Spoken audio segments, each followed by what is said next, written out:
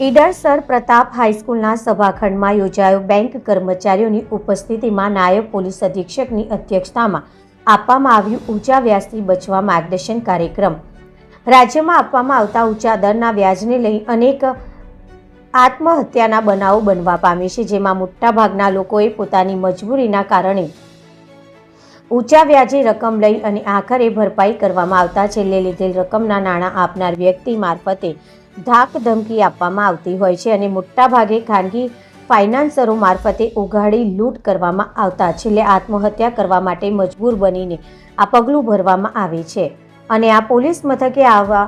ઊંચા વ્યાજ લીધેલ રકમ ભરપાઈ ન કરી શકવાના અનેક બનાવો બનવા પામે છે, જેમાં મોટાભાગે વ્યાજે રૂપિયા લેનાર વ્યક્તિએ પોતાનું અમૂલ્ય જીવન ખોયા હોવાનું અનેક જગ્યાએ